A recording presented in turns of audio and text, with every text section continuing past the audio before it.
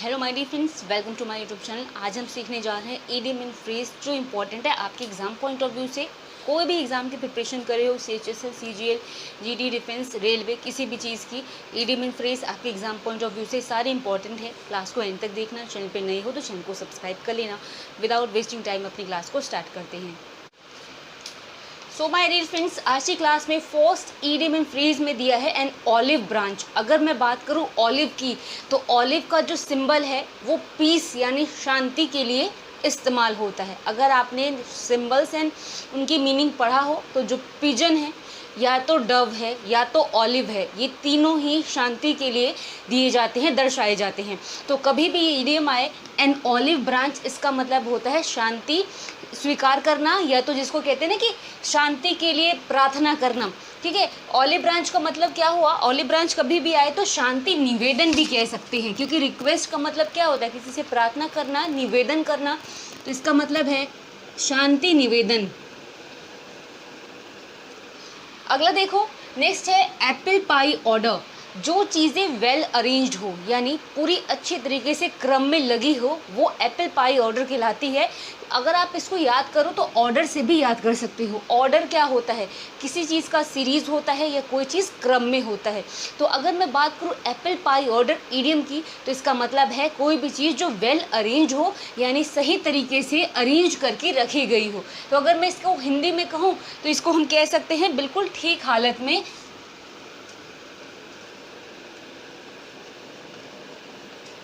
या बिल्कुल ठीक तरह से। नेक्स्ट देखो, break the ice. Break the ice का मतलब ये होता है, मान लो आप में से या फिर कोई भी ग्रुप बैठा है किसी भी कमरे में और सभी चुप हैं, कुछ भी नहीं बोल रहे, तो ब्रेक द आइस का मतलब होता है ब्रेक द साइलेंस, जिसका मतलब है चुप्पी तोड़ना। कोई एक तो बात स्टार्ट करे। ठीक है, ब्रेक द आइस का मतलब क्या होता है? टू ब्रेक द साइलेंस मतलब क्या है? वहाँ पे जो चुप्पी फैली है उसको तोड़ना ब्रेक द आइस कहलाता है। नेक्स्ट है cry for the moon, desire for the unattainable.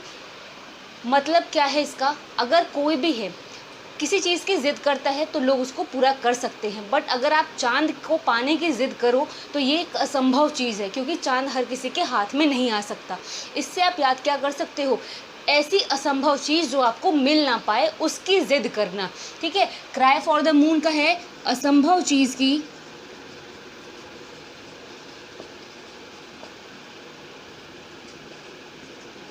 असंभव चीज़ की जिद जो आपको ना मिले, क्राई फॉर द मून कहलाती है। अगला देखो स्टेटमेंट है drop in the ocean, very insignificant amount, जिसका मतलब क्या होता है? जैसे कि बहुत थोड़ी मात्रा। जैसे आपने सुना होगा ना, ऊँट के मुंह में जीरा, यानी क्या है? एक समुद्र है, उसमें अगर आपने एक बूंद पानी निकाल लिया या फिर एक बूंद पानी डाल दिया तो समुद्र को कोई फर्क नहीं पड़ता, यानी बहुत ही छोटी मात्रा ड्रॉप इन द ओशन कहलाती है।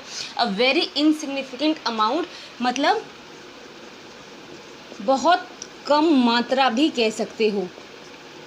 अगला स्टेटमेंट है फैंसी प्राइस। फैंसी प्राइस का मतलब होता है एन अनडिज़ायरेबल प्राइस, जिसको हम बोलते हैं मुंह मांगी कीमत या बहुत ऊंचा दाम। फैंसी का मतलब भी होता है हाई।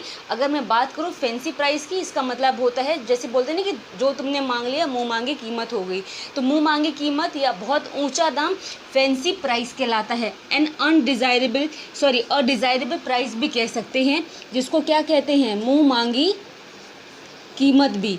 अब देखो आगे के स्टेटमेंट्स। तो माय डियर फ्रेंड्स, अगला देखो हार्ड नट टू क्रैक, जिसका मतलब हिंदी में आपने सुना होगा लोहे के चने चबाना। लोहे के चने चबाना हिंदी में एक मुहावरा है। उसी की मैं बात करूं तो हार्ड नट टू क्रैक हम उसे इंग्लिश में कहते हैं, जिसको a difficult problem to solve हम कह सकते हैं। मतलब किसी कठिन समस्या का हल करना हार्ड नट टू क्रैक कहलाता है। ठीक है, हम कहते हैं ना कि बहुत कठिन समस्या है, इस समस्या को सुलझाते सुलझाते तुम्हें लोहे के चने चबाने पड़ेंगे, तो सेम हम इसके लिए भी वही कहेंगे। मतलब क्या है? कठिन समस्या सुलझाना।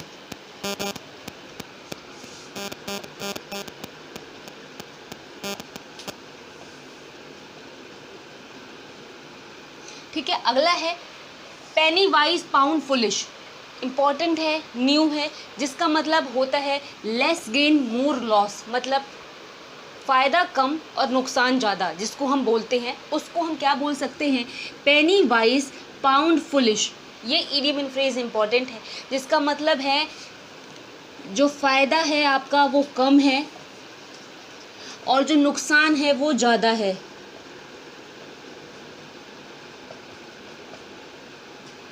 नेक्स्ट है पेंडोरा बॉक्स। पेंडोरा बॉक्स का मतलब होता है सोर्स ऑफ ट्रबल्स, जिसको हम कहते हैं समस्याओं का भंडार। कभी भी ये आए पेंडोरा बॉक्स, जिसका मतलब है सोर्स ऑफ ट्रबल्स, जिसको हम क्या कहते हैं, समस्याओं का भंडार। अगला स्टेटमेंट है ईट एनीवन्स सॉल्ट। अब आपने सुना होगा किसी का नमक खाया है।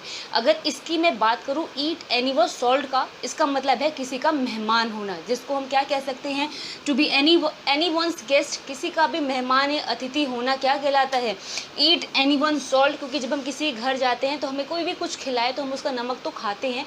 इस तरीके से आप याद कर सकते हो, किसी का मेहमान होना हम इसको कहते हैं।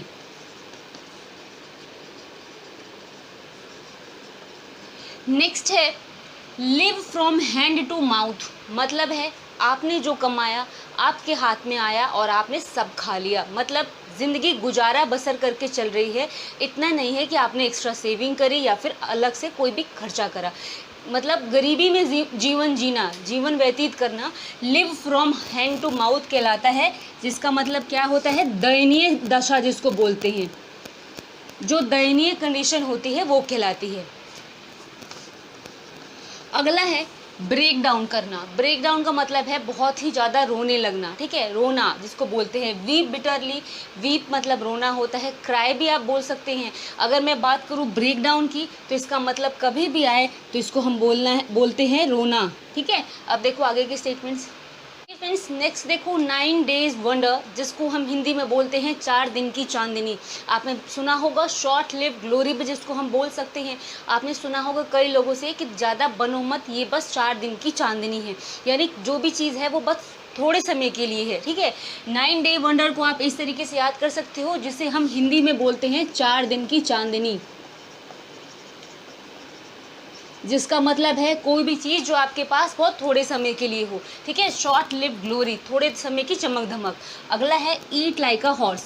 इसका मतलब है बहुत ज़्यादा खाना। अगर आप किसी घोड़े को प्लेट में अगर थोड़ी सी रोटी थोड़ी सब्जी दे दो तो वो नहीं जी पाएगा, क्योंकि घोड़े बहुत ज़्यादा खाना खाते हैं। इससे आप याद कर सकते हो ईट लाइक अ हॉर्स का मतलब है ईट अ लॉट, मतलब है बहुत अधिक खाना।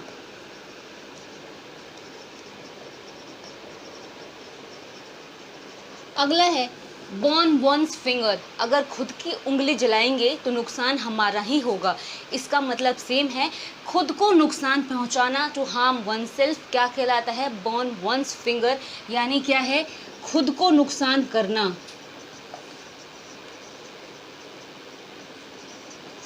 खुद को तकलीफ देना, खुद ही जैसे हम बोलते हैं अपने पैरों पे कुल्हाड़ी मारना, इससे आप समझ सकते हो। अगला है ब्रिंग होम।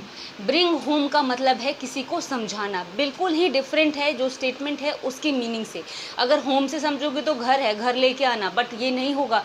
ब्रिंग होम का मतलब एक्सप्लेन करना होता है, जिसको हम बोलते हैं समझाना। अगला स्टेटमेंट है पिक होल्स इन।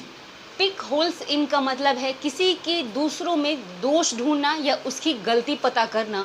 जैसे कि होता है ना, किसी भी मतलब कहीं पर भी आप होल्स क्या होते हैं, गड्ढे ढूंढना, तो उसका मतलब आप इस स्टेटमेंट को इससे रिलेट कर सकते हो कि हमेशा दूसरों में अवगुण ढूंढने वाला क्या कहलाता है, pick holes in. To find fault with, जिसको हम कहते हैं दूसरों में दोष ढूंढना।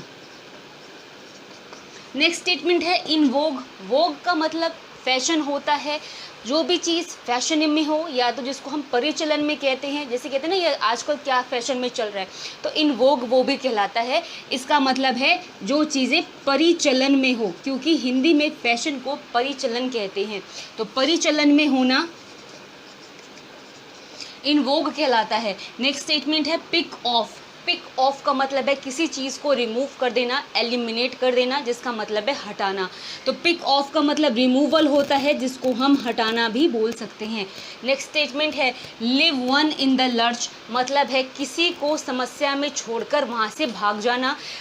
To leave one in difficulties, मतलब किसी को भी कोई मुसीबत में हो वहाँ से उसको छोड़ के हट जाना, ठीक है। तो क्या है, मुसीबत में किसी का साथ छोड़ना।